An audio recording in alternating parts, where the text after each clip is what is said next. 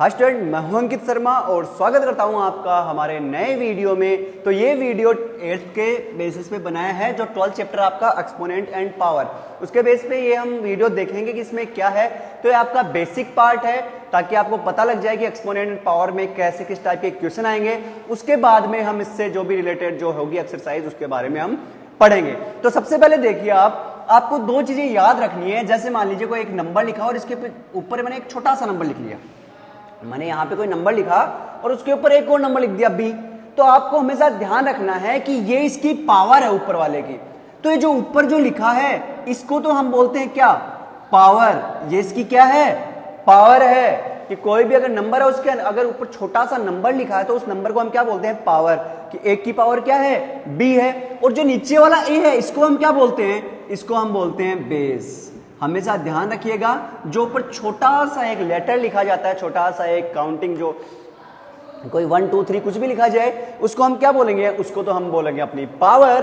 और उसके नीचे जो अपना लिखा गया है, लेटर हो चाहे डिजिट हो, उसको हम क्या बोलेंगे, बेस। अब इसी बेसिस पे हम देखेंगे बेस क्या होता है, पावर क्या होती है, इनसे रिलेटेड क्वेश्चन देखेंगे। तो बस आपको हमेशा ये बात ध्यान रखनी है कि भाई ये तो बेस है और ये अपना क्या है, पावर है। अब देखिए, जैसे कुछ इसके एक्सपोनेंट एंड पावर के कुछ रूल हैं जो आपको फॉलो करने हैं, अदरवाइज आप क्वेश्चन सोल्व नहीं कर पाएंगे। तो देखिए आपके क्या है उसके अंदर फॉर्मूले। तो पहला जो एक्सपोनेंट एंड पावर का रूल है वो क्या बोलता है, देखिएगा। मैं स्टार्टिंग से बिल्कुल इजी वे से समझा रहा हूं आपको, उसके बाद में इसकी थोड़ा सा हाई लेवल के रूल पढ़ते जाएंगे। सबसे जो इजी रूल है वो आपको पता होगा कि एक की पावर 0 हो।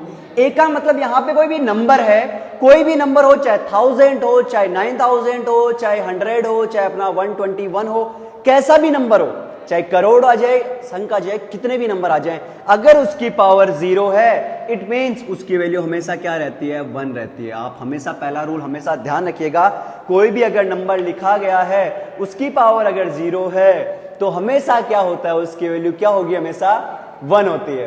अब जब बात करूं मैं सेकंड रूल की, तो सेकंड रूल अपना क्या होता है, देखिएगा। अब सेकंड रूल ये एक्सपोनेंट एंड पावर में है नहीं, बट आपको मैं बता देता हूं कि एक्सपोनेंट एंड पावर में ये रूल नहीं आता है। बट आप हमेशा ध्यान रखिएगा, अगर 0 की पावर कुछ भी नंबर है तो हमेशा 0 ही आता है। अगर 0 की पावर कोई नंबर है तो हमेशा क्या आता है, अपना 0 ही आता है। आप हमेशा इसको ध्यान रखिएगा। तो ये तो मैं आपको ऐसे बता रहा हूं कि अगर 0 की पावर कुछ भी आए तो अपनी वैल्यू होती है 0, लेकिन अगर 0 किसी की पावर में आ जाए उसकी वैल्यू हमेशा क्या होती है, अपनी 1 होती है। ये बात आपको खास तौर पे ध्यान में रखनी है। तो पहला रूल अपना हो गया। दूसरा रूल देखिए थोड़ा ध्यान से, मैं बात करूं यहां पे a और b अपोन में है और इनकी पावर क्या लगी है, m लगी है। कि a और b मान लीजिए अपोन में कोई नंबर आ गया, या अपोन में भी नहीं है, अपोन में नहीं है इसका मतलब उसके नीचे 1 है। इसके एग्जांपल भी समझेंगे अपन। जैसे पहले वाला का अगर इसकी बात करूं तो अगर मान लीजिए आपको 100 की पावर 0 दे दी तो आप डायरेक्ट आंसर कितना बताओगे, 1 बताओगे। या फिर मैं बोलूं भाई अंदर a plus B plus C plus D है, इसकी पूरे की पावर 0, तो इसकी वैल्यू क्या होगी, 1 होगी। या मैं बात करूंगी a की पावर 0, b की पावर 0, c की पावर 0, तो इसकी वैल्यू क्या होगी, वेरी गुड, रॉन्ग आंसर, 1 नहीं होगी। 1 तो इसकी वैल्यू है, 1 इसकी वैल्यू है, 1 इसकी वैल्यू है, क्योंकि इनकी पावर क्या है, 0 है, 0 है, 0 है। दैट मीन्स ये क्या है, सबकी वैल्यू 1 1 1 है। तो आंसर कितने बनेंगे अपने, 3 बनेंगे। ओके, सच में रॉन्ग आंसर था ना आपका, ठीक है। तो ये बात ध्यान रखिए कि एक की पावर अगर 0 हो, मतलब किसी भी नंबर की अगर पावर 0 हो तो हमेशा उसकी वैल्यू 1 होती है। ये आपको मैं यहाँ पे रट लेना, आपको बिल्कुल इसको कंठस्थ याद कर लेना, ये मैथ्स का रूल, क्योंकि अभी एक्सरसाइज में काम आने वाला है। दूसरी बात देखिए, एक a अपॉन b की पावर अगर m होती है, तो अगर इस m को हमें माइनस में करना हो कभी भी, तो क्या करेंगे, हम इसको जस्ट अपोजिट कर देंगे और ये पावर ये लो बन गई माइनस में। क्या होता है, अगर ये पावर हमें प्लस की दे रखी हो, अगर इसको माइनस में बनाना हो तो अपन क्या करेंगे, सिंपली इसके अंदर जो लिखा है ना, अंदर जो मसाला भरा हुआ है a अपॉन b, उसको हम क्या कर देंगे, b अपॉन a कर देंगे। ठीक है, कि उसके पैर ऊपर ले जाएंगे, सर नीचे ले आएंगे। या मान लीजिए ये ऐसे हो सकता था कि भाई अपना a अपॉन b माइनस की पावर रहती तो अपन इसको प्लस में बनाने के लिए क्या करते, b अपॉन a लिख के प्लस की m बना देते। समझिए आप बात को, कि अगर माइनस को प्लस बनाना हो चाहे प्लस को माइनस बनाना हो, अपने को क्या करना है, सिंपली उसको क्या कर देना है, अपोजिट कर देना है। जैसे देखिए मैं इसका एग्जांपल आपको समझाऊं कि 2/5 की पावर -3 है। मैं बोलूं भाई इसको प्लस की पावर में लिखो, तो आप कैसे लिखोगे इसको, आप सिंपली इसको 5 लिखोगे, ऊपर 2 नीचे लिखोगे, बिकॉज ये वाले नंबर को क्या कर दोगे, जस्ट रेसिप्रोकल, इसका जस्ट उल्टा कर दोगे। इसका उल्टा करना रेसिप्रोकल होता है, मल्टीप्लिकेटिव इनवर्स भी बोलते हैं। ठीक है। तो जैसे 5.2 हो गया, ये जो पावर 3 थी ये किसकी आ गई, प्लस की आ गई। ये लीजिए फॉर्मूला यहाँ पे हो गया।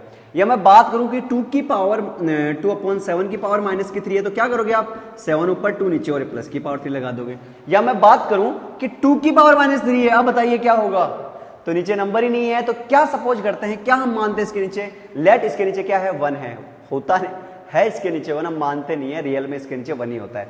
1 ऊपर भेज दो, 2 को नीचे ले और पावर क्या कर दो, प्लस की कर दो। तो इसके एग्जांपल से मैंने समझा दिया है कि आपके पास अगर कोई ऐसा नंबर आ जाए जिसकी पावर माइनस की है और प्लस में करनी है, तो सिंपली क्या करना है, उसके अंदर के जो अंदर दिया है जो भी फ्रैक्शन, उसको सिंपली क्या कर देना, आपको बदल देना है। अब देन बात करें हम थर्ड फॉर्मूले की, थर्ड रूल की। थर्ड रूल क्या होता है, देखिए थर्ड रूल होता है कि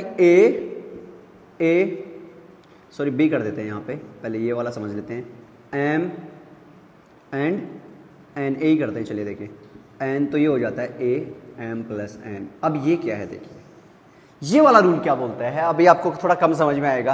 ए तीनों ए क्या है, बेस हैं, और एम एन क्या है, अपनी पावर है। अभी हमने ऊपर समझा था इसको, ओके, अभी हमने इसको समझा था क्या है कि ये तो बेस है और ये ऊपर वाली क्या है, इसकी पावर है। तो हमें सिंपली क्या करना है, देखिए अपने को करना है क्या, ए थे, तो क्या है यहाँ पे 2 लिख दूं मैं, 2 की पावर 3, 2 की पावर 4 लिख दिया मैंने यहाँ पे सिंपली, ठीक है। तो 2 और 2 सेम है क्या, यहाँ पे बेस सेम है, और बीच में किसका साइन आ रहा है, मल्टीप्लाई का साइन आ रहा है हमारा, क्या है 2 और 2 तो सेम है, और बीच में किसका साइन आ रहा है, मल्टीप्लाई का आ रहा है। जब बेस सेम हो और मल्टीप्लाई हो रहे हो तो इनकी जो पावर होती है आपस में क्या हो जाती है, प्लस हो जाती है। तो 2 एक टाइम लिख दो, यहाँ पे एक ही 2 लिख दो, और जो 3 और 4 है इनको अपन सिंपली प्लस कर देंगे, तो कितने में जाएंगे, 2 की पावर 7, चाहे 2 की पावर 3 इंटू 2 की पावर 2 को क्या, सॉरी 4 को हम क्या बोलेंगे कि ये 2 की पावर 7 है। ये रूल हमें यही बताता है कि कोई भी अगर सेम बेस का नंबर आ जाए और बीच में मल्टीप्लाई लगा हो, तो हम सिंपली उनकी पावर को हम क्या कर सकते हैं, उनकी पावर को हम प्लस कर सकते हैं। तो ये बात आपको याद रखनी है, बिल्कुल दिमाग में बिठा लीजिए कि जो भी नंबर अगर मल्टीप्लाई में आ गए और बेस सेम वाले नंबर है, उनकी पावर को हमें कंफर्म क्या है, हमें कंफर्म क्या करना है, उनको प्लस करना है। नेक्स्ट देखिए कौन सा रूल है इसके अंदर, नेक्स्ट रूल की बात करें मैं, इसके बीच में सिंपली डिवाइड आ जाए, या फिर डिवाइड ऐसे भी आ सकता है, दोनों एक ही बात है, अभी लिख के बताऊंगा मैं आपको। ये है भाई थर्ड रूल अपना, सॉरी फोर्थ रूल क्या है, देखिए फोर्थ रूल क्या बोलता है, इधर की साइड भी आ रहा होगा, ठीक है। देखिए फोर्थ रूल क्या है, फोर्थ रूल बोलता है सिंपली, जहां मान लीजिए कि 2 की पावर 4 डिवाइड 2 की पावर 3 आ गई, तो सेम है भाई, बेस सेम है, ठीक है, बेस सेम है, मतलब ये फॉर्मूला हम लगा सकते हैं इसके अंदर। जब बेस ही यहाँ पे सेम हो गया, इट मींस अब क्या करेंगे अपन, सिंपली यहाँ बेस सेम है, ये और ये बेस सेम है, बीच में डिवाइड का साइन है, तो क्या बन गया कि 2 की पावर जो 4 है उसमें से 3 माइनस हो जाएगा, और कितनी पावर बचती है, 2 की पावर 1 बचती है। हमेशा ध्यान रखिएगा क्या होता है, जब भी डिवाइड आ जाए बीच में, दोनों साइड बेस सेम रहे, तो उनकी पावर हमेशा क्या होती है, माइनस होती है, और सिंपली मैंने यहाँ पे माइनस कर दिया तो 2 की पावर 1 बच गई। अब ये अपोन में क्यों लिखा, तो अपोन में वही बात है कि ये डिवाइड को हम अपोन में तो बोलते हैं कि 2 की पावर 4 और 2 की पावर 3 है, अगर अपोन में भी आगे इसका मतलब ये डिवाइड ही हो रही है यहाँ भी, तो इसको मैंने डिवाइड की जगह ये भी शो कर सकते हैं, ठीक है। तो डिवाइड हो रही है, इसका मतलब क्या हो गया, 2 की पावर 4 में से 3 माइनस कर दो, 2 की पावर 1 बचती है। तो आप हमेशा इसको ध्यान रखिएगा कि इसको कैसे हमें शो करना है। ये अपना फोर्थ था। देखिए फिफ्थ क्या है,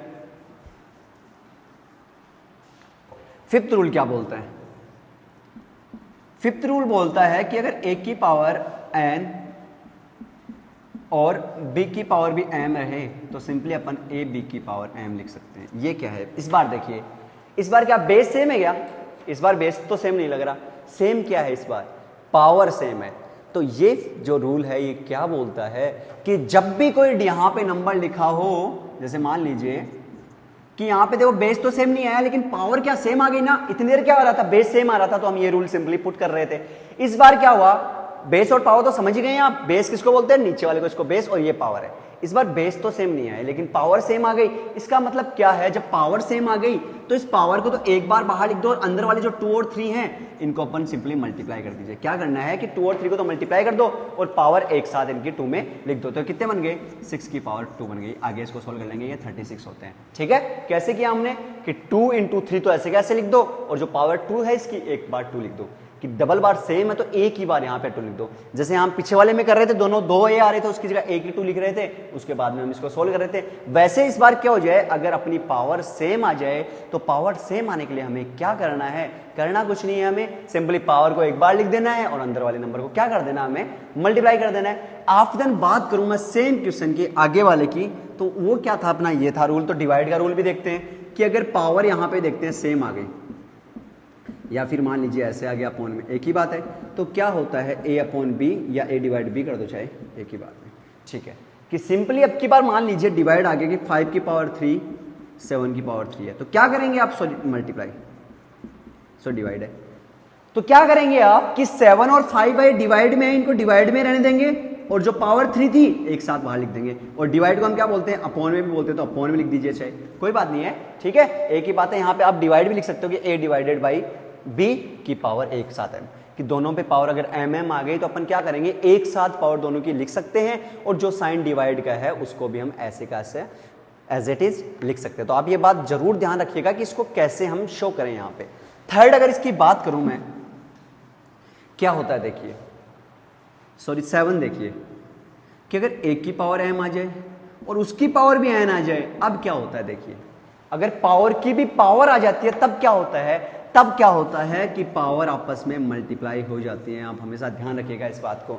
जैसे 5 की पावर 2 आ गई और उसकी भी पावर 3 आ गई, अब बताइए क्या होगा कि यहाँ 2 और 3 मल्टीप्लाई होकर 23 आएंगे क्या, नो, 2 को 3 से मल्टीप्लाई करेंगे कितना होता है, 6 होता है, तो 5 की पावर 6 आएंगे यहाँ पे। Is that clear. कैसे करेंगे कि कोई भी अगर डिजिट यहाँ पे कोई भी अगर वैल्यू आ गई, उसकी पावर अगर 2 है, उसकी भी पावर अगर 3 है, तो हम सिंपली क्या करेंगे, उन दोनों को क्या कर देंगे, मल्टीप्लाई कर देंगे। तो एक्सपोनेंट एंड इसके रूल आपके इतने ही थे, या मान लीजिए एक और रूल आता है सिंपली, वो सेम इसी की तरह होता है, तो वो कोई अपने को वैल्यू नहीं रखनी है, उसकी कोई खास नहीं है, वो अपन क्वेश्चन आएगा उस टाइम कर लेंगे। तो इससे नेक्स्ट वीडियो में हम पढ़ेंगे 12.1 के बारे में, और उससे नेक्स्ट वाला है 12.2। तो 12.2 का मैं इस वीडियो में नहीं बता रहा हूं, मैं आपको सिर्फ इतना बता रहा हूं कि 12.1 किसके बेस पे होगी। तो सिंपली आपको इतने फॉर्मूले आपको लर्न करने हैं, इतने रूल आपको लर्न करने हैं, अदरवाइज आपको नेक्स्ट जो है जो एक्सरसाइज है वो समझ में नहीं आएगी। तो आज के लिए मैं इतना ही बता रहा हूं, धन्यवाद।